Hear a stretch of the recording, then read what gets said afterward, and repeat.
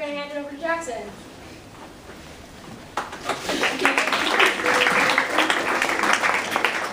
Alrighty, so let's get started. So this presentation isn't 100% like all the presentations you've seen in the past. It's not going to really confuse you or stuff like that. It's not going to wow you with the science, but I'd really love for everybody here to get active in the conversation. So if you have any sort of question at all, don't think it's a dumb question. If it's a question about camels or anything I did in the process, please ask, or I'm going to start asking you guys dumb questions. So before I really get into it, I want to say some thank yous. First of all, thank you very much to my mom and my dad for letting me go and do what I did over the summer. I wouldn't have been able to do really any of what I have accomplished over the last years without them, and they've been amazingly supportive. Andrew and Mark, thank you so much for answering any sort of question I've ever had, data involved or not. And then Jackson, thank you very much for being the other Jackson in my life, being there for me through Journal Club and IRT. Sydney, good luck. Good luck in the next coming years.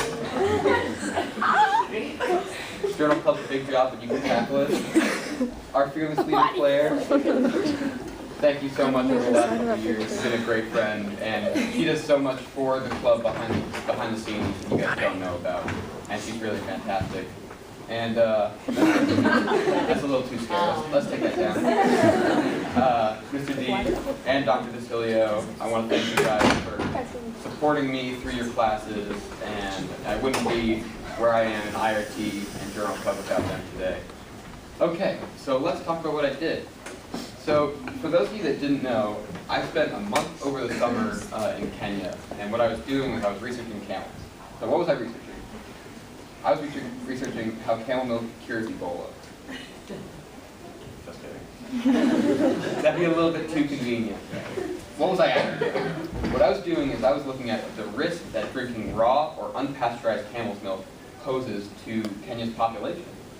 So let's talk about why I was researching camels and why I wasn't researching cows or goats or anything like that. So camels are a fairly new livestock item in Kenya and the rest of Africa, and they're gaining in popularity because, one, they're extremely hardy. They survive drought really well. They were built to live in the desert and forage for food in the desert, so they're perfect for the climate. Their milk is extremely nutritious. It has 3 times the protein of cow's milk, and almost everybody you talk to in Kenya drinks camel's milk. They think it has wonderful healing properties, and so it's gained immensely in popularity. The problem is there's only one pasteurization plant in all of Kenya. So the people who are living out in rural Kenya have no way of getting safe pasteurized milk. So there's about 4 million people. The estimate is about 4 million people in all of Kenya drinking raw camel milk, which is a pretty decent amount. And we wanted to look at any sort of risk that comes with it. So the first thing that came up is something called mastitis. And mastitis is an infection of the mammary tissue in camels, and it's one of the huge ways that bacteria is transferred from a host to a person. And so in the U.S., there's testing that goes on almost every day in dairy farms to test for mastitis because it is such a huge risk. And so there are a bunch of symptoms that come along with it, like fever, tenderness of the udders. The milk composition is different, and it's a lack of milk. So basically, it's caused by bacteria that enters through the base of the udder and grows up into the mammary tissue. And that comes from introduction by the herds.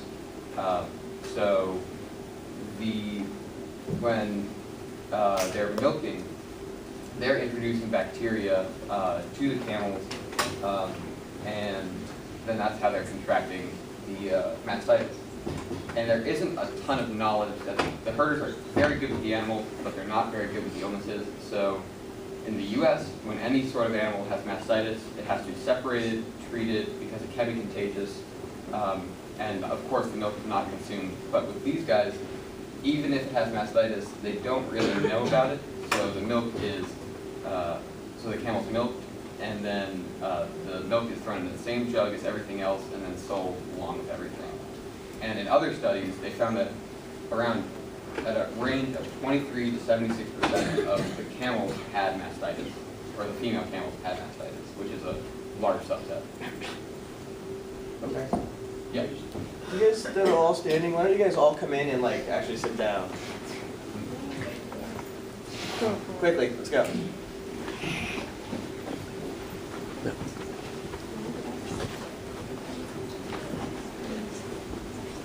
Jonah Hill showed up. Little Jonah Hill showed up.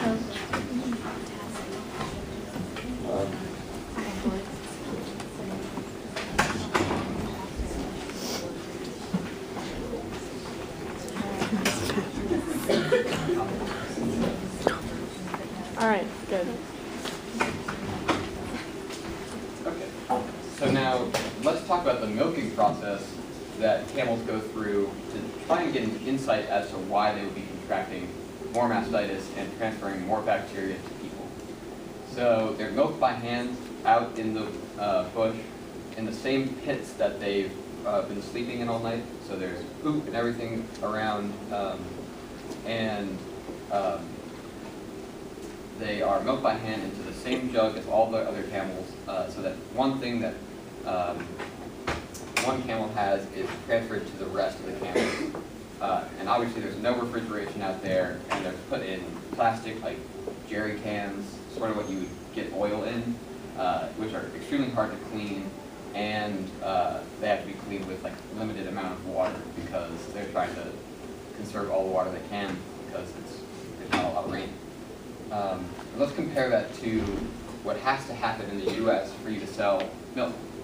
So anytime, if you've ever been into one of these, one of the stalls where they do their milking in the dairy farm, they make you clean off your pants and your boots, and they make you scrub them off with iodine, because they're trying to keep this place as clean as possible. They wear gloves, even when they're handling the animals in the area. They clean and dry the udders with alcohol and iodine, so that they have no bacteria on them when they're doing the milking. Then they take a very small sample, they do something called milk stripping, where they'll look at it to see if there's any sort of weird consistency or anything like that, so that they don't think that the camel has mastitis or any sort of other illness. And then they attach a milking machine to the udders, so that there's no hands involved in the process, which is then piped directly to a very clean metal bin that's kept at 39 degrees Fahrenheit for a maximum of 2 days before transferred to a pasteurization plant, where it's lab tested to make sure there's not too much bacteria. It's pasteurized, so all the bacteria is killed that's in it. It's homogenized and separated, but you don't need to know about that. That's just like how they make 1%, 2% whole milk. And so let's talk about what we did. What we did is we first went out and we surveyed all these herders in Kenya. And we talked to them about how old the camels are, if they know about mastitis, how old the calves are, how many calves the camels had.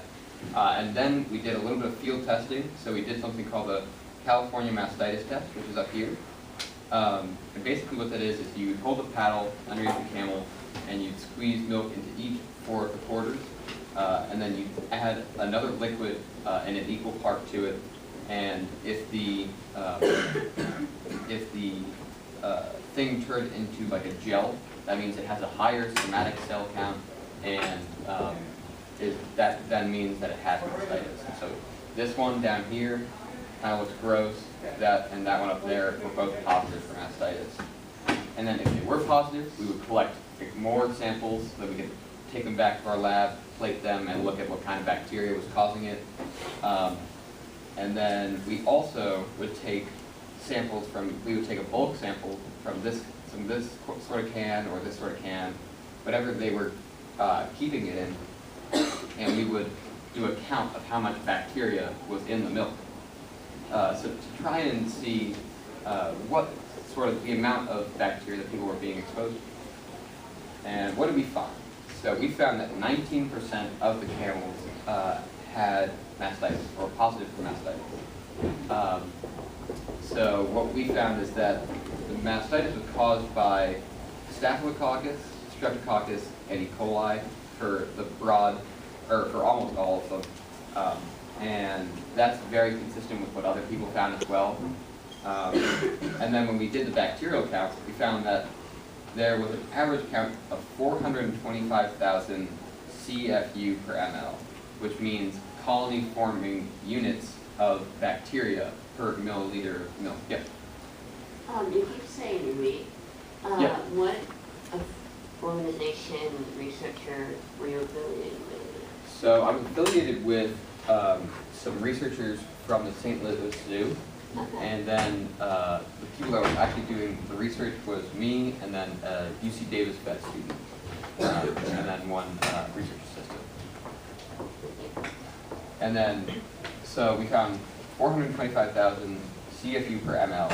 And in the United States, before pasteurization, cow's milk can only have a maximum of 100,000 CFU per ml.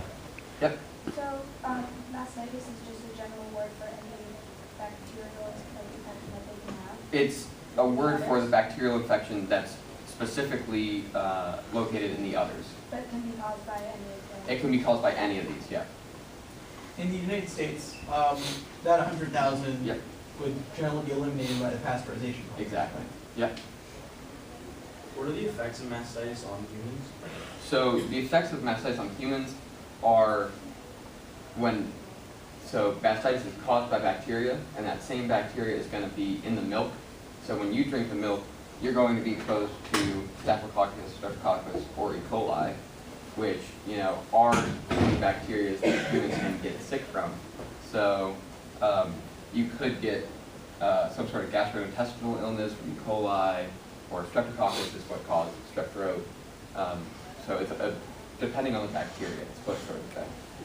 Do you have a question? Well, I don't know if this is a little silly, but it's No. not kind of like mad cow disease. That was a totally different. It's not mad cow disease, but that's not a silly question. Anybody else? So basically, this means that they're being exposed to over 4 times the maximum that we could ever be exposed to, even before pasteurization.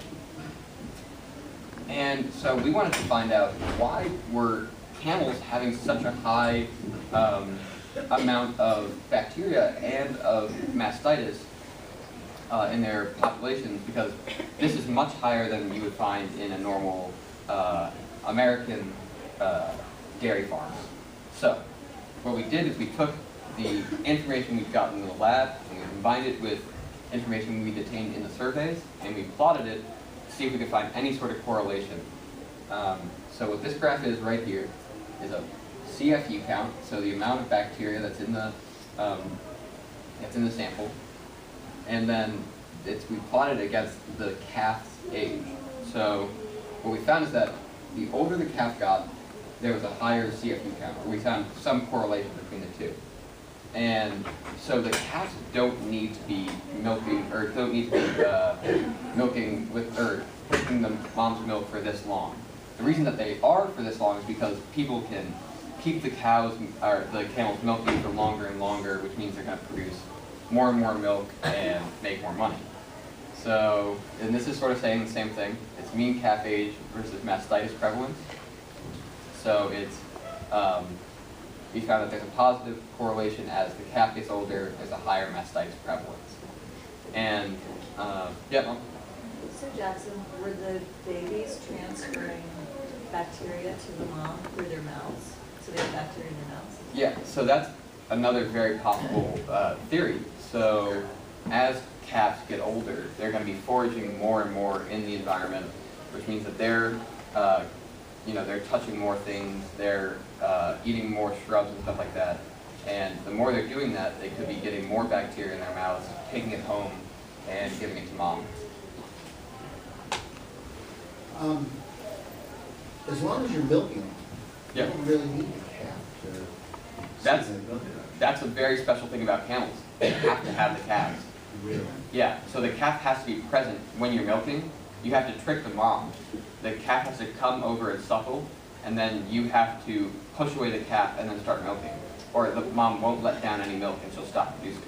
They're smarter than cows. They are smarter than cows. Alright, so this is mean, so the mom of the camels, their age, plotted, and then these are the positive camels, and the camels that tested positive for mastitis, and the camels that tested negative for mastitis.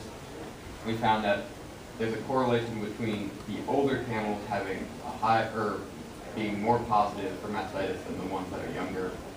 You know, as you get older, as the camels get older, their immune system could be not working as well as it once was, so opportunistic bacteria could be, you know, winning the battle. And then this is, sort of goes along with this one, but it's parity, so it's the amount of previous calves plotted against negative and positive mastitis results. So we found that the more calves that they had, usually meaning an older female, there was a higher percentage of camels that were positive for mastitis. It also could mean that the more calves that they're having, the more their body is getting a little bit worn down because they wouldn't have this many in the wild. Since it looks like from that graph that if a female calf or a female camel has a calf, then it has a greater chance of getting mastitis, then would it mean that female calves have a greater chance of getting it than male calves, or no? Like Male calves aren't going to be getting mastitis. Oh.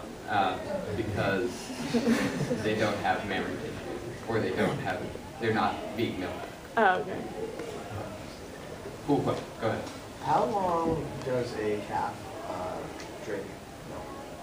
So in the wild, it would probably be only around like 8 months, but they kept them as long as like a year and 3 months and stuff like that.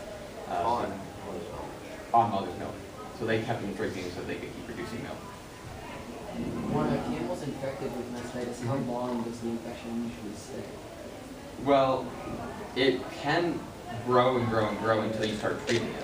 So, Continue. yeah, so usually what would happen is that it would start in the mammary tissue, and then it would eventually get the whole camel sick, and then they would treat it with with antibiotics, and then it would go away. I mean, all those bacteria that I talked about before are responsive to antibiotics, so it would usually go away after some treatment. How long do camels usually live for? The oldest, the oldest you'll see them is really about 20 in Canada. Or in the U.S. it might seem a little older, but out there. We surveyed a couple, so we surveyed around 200 camels.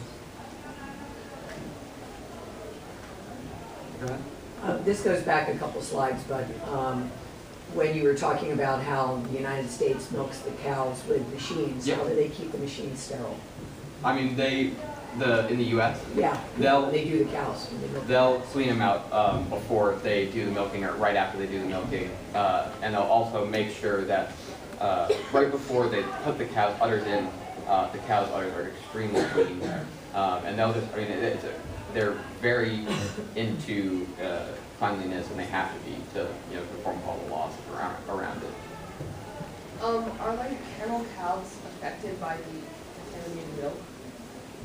That's an excellent question. We didn't see,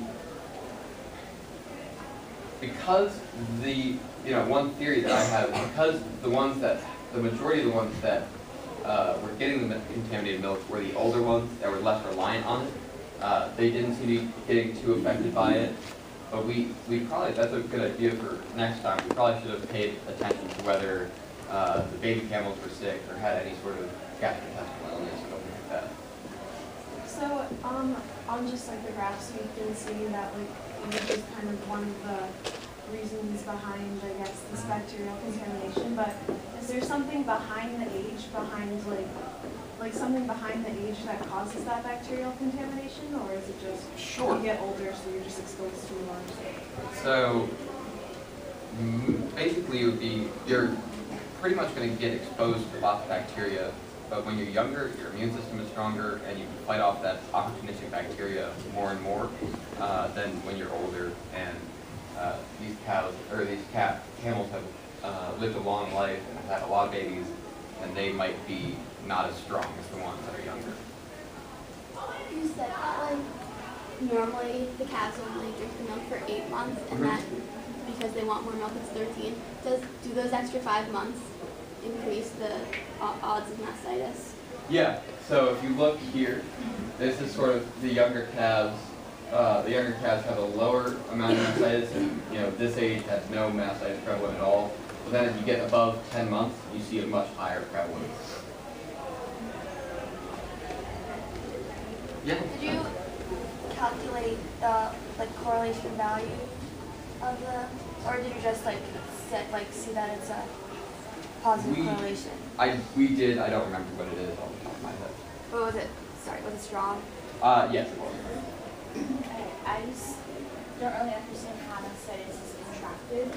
So, no. So it's contracted by so bacteria is introduced to the udder either by the herder or the calf, and then so it gets into the teeth, and then the infection grows, and it grows, sort of creeps up the udder into the mammary tissue, and then so the infection grows and grows and grows until you have sort of mastitis. Could you visually identify it? Can you see it? In some species, camels are pretty good at hiding it. So like in goats and in some cows, you can see that the udder will get more and more inflamed. But not really in camels. You have to do the test. Okay, so if there's no more questions, I think we're going to go on to the snakes.